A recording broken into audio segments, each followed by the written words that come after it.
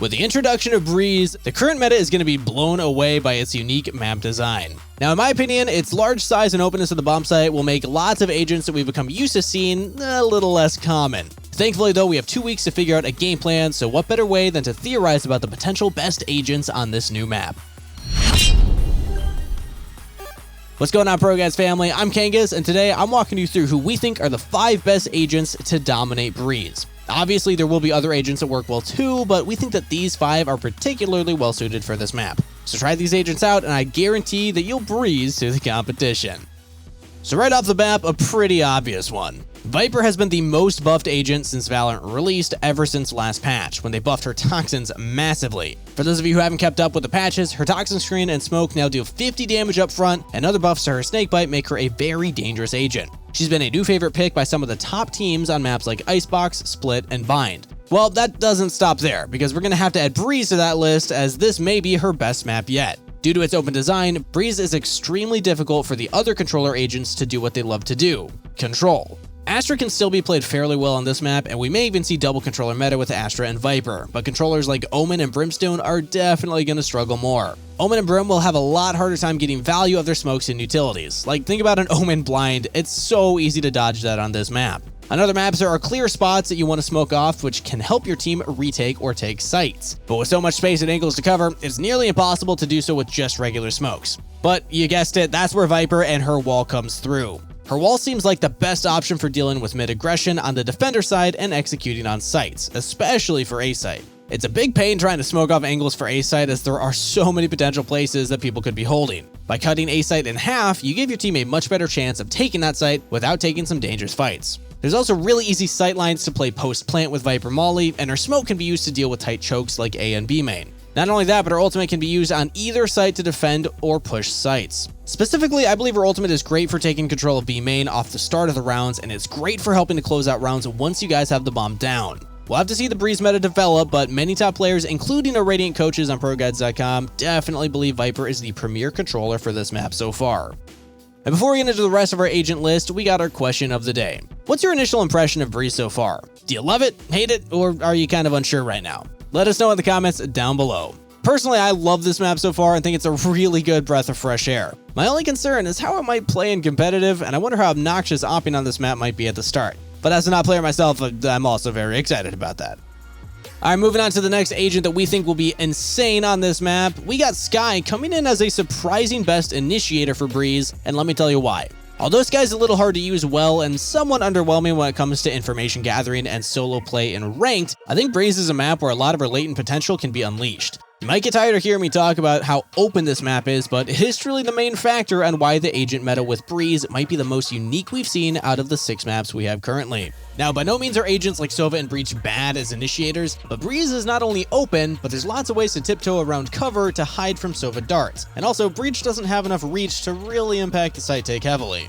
If I were to personally rate the initiators on Breeze, I would go from best to worst in this order: Skye, Sova, and then Breach. Maybe we'll get another initiator in the future to mix things up a bit, but I think Skye is the best initiator on Breeze. Her flashes are great for opening up sites and giving information simultaneously. Look to use her birds around A and B main as well as anywhere mid. Information will be hard to obtain for most agents, but Skye is chilling on this map in this regard. Furthermore, due to the longer sight lines and the novelty of the map, players will scrap more, resulting in Skye's healing getting more value. Her ultimate is also great because it's very accessible on this map due to the orb placements, and it'll be really hard to get out of spots once you've committed to them. This makes her ultimate especially useful on this map. The biggest concern that I have for Skye though is that her dog is much harder to get value out of. Unlike Sova's drone, Skye's dog is nearsighted, so you have to be close to spot an enemy. Although the openness and long sightlines really favor the rest of her kit, this severely hurts her dog's potential usage. Something like a Sova drone will have a much easier time spotting out enemies before getting destroyed on Breeze. Overall though, Skye is definitely an agent with a very high skill ceiling, kind of like Jet, Sova, or Cypher, but when mastered, I think she can really tear a game apart.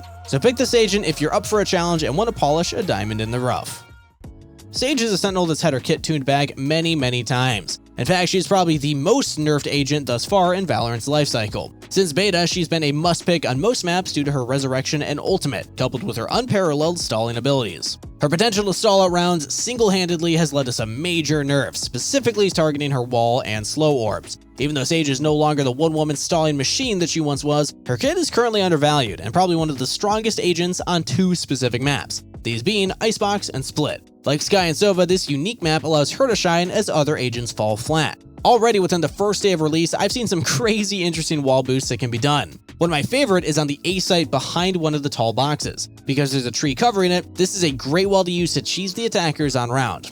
I doubt many players already expect this, so make sure to try it out early. The narrow chokes on A main and B main also bode well for her too. A simple wall at the start of the round will be able to halt a lot of aggression and really help your team. Besides her wall being strong on this map, her heal and resurrection are always great. Due to the openness, long sightlines, and novelty of the map, players will naturally skirmish more, meaning that your abilities to heal and resurrect will come in way more handy. Additionally, due to the nature of the map being larger and most likely facilitating a lot more skirmishes, resurrections have a lot more value because enemies are not going to be defending bodies or necessarily keeping track of Sage nearly as well to prevent her from getting consistent resurrections. As such, treat that ultimate like gold. Don't be afraid to try farming the orbs on Breeze as they are fairly easy to get, especially the A orb on the attacker side. But if you guys are looking for more specific wall boosts, for example, make sure to head over to ProGuides.com. Feel free to chat up with one of our coaches and they'll be glad to help you over anything specific. It's a great way to speed up your improvement as you climb the ranks of Valorant. And Sage is always a great agent to have in your pocket, so don't be afraid to use our coaching to your advantage. Jett is without a doubt the highest skill ceiling agent in Valorant because of all the creative freedom and depth that can be afforded to her. She's one of the only agents with access to high mobility abilities, and coupled with her smokes, it allows her to have a very dynamic playstyle. Although we're covering Jett in today's list, I want to give a minor shout out to Reyna as well. I think they're both great duelists for Breeze and will definitely get played here for good reasons. But it's safe to say that you're all aware of how strong and versatile Jett is. Breeze is no exception, and this might be even one of her best maps yet. This won't be the last time I talk about the openness of the map, but I have to say it again. With the map being designed this way, it gives agents like Jett even more creative freedom to play in weird angles or spots due to her dash. And another reason why she's so strong is because this map is such a strong op map. It may even be the best one yet. The lanes being long make it extremely difficult to smoke off all the potential angles that an operator can function from. Put it in the hands of an agent like Jett, and now we're talking even more options. I already mentioned it in the question of the day, but I wouldn't be surprised if the double operator sees a comeback in Breeze. Lastly, Jett has a lot of places she can updraft on top, giving her great access to angles that just don't exist for other agents. There's tons of boxes and walls that can be used in this way, and I think Jett will have a lot of fun on Breeze abusing this as well. Overall, I just think that Jett is the strongest duelist on this map, but we'll have to keep playing to know for sure.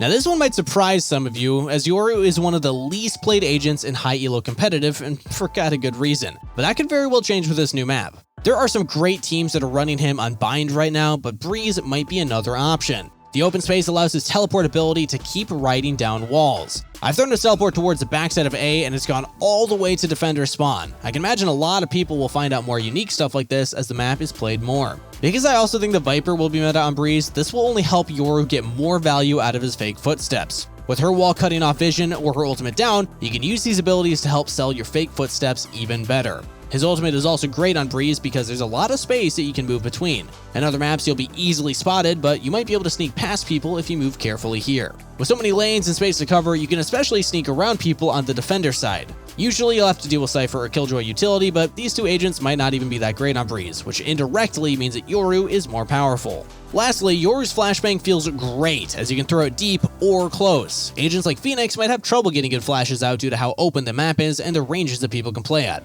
But since Yoru's travels as far as it needs to hit a wall, you have a whole lot of options when it comes to choosing a good spot to flash an enemy or gate crash, or even flash an enemy close to take a duel. Another thing to note is that due to the large sites, it's very possible that Yoru's gate crash and ultimate can create a lot of space for little risk, as teammates can support him to teleport into a deeper position while the enemies aren't able to cover every angle. In smaller maps, this is much more of an issue because gate crashers can be more easily found out, as well as there's not much space to maneuver with Yoru's positioning.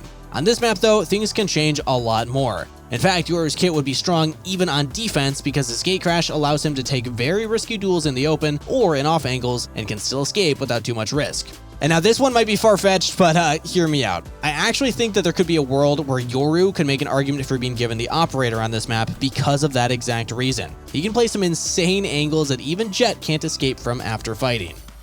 So those are the 5 agents that we think will be best on Breeze. The reason we covered this topic is we want you all to have a good idea of what to do when the map gets unlocked in competitive 2 weeks from now. Now that we have a game plan on who to utilize, make sure to try out some of these agents and hit up the Breeze unrated games while you can and test their power. Oh, and this list is based off of our initial impressions from some of our Immortal and Radiant coaches, so we'll be sure to update this list once the map has been understood more. But hey, if you disagree with any of our agents or have other agents in mind that you think have crazy potential for Breeze, make sure to let us know in the comments down below. We always love to hear what you think about the meta. To keep up to date on our content, make sure that you're subbed to the channel and hit that bell notification, which ensures that you'll always be up to date with our news, updates, and guides. Once again, I've been Kangas. Good luck on the grind, everybody, and I'll see you next time.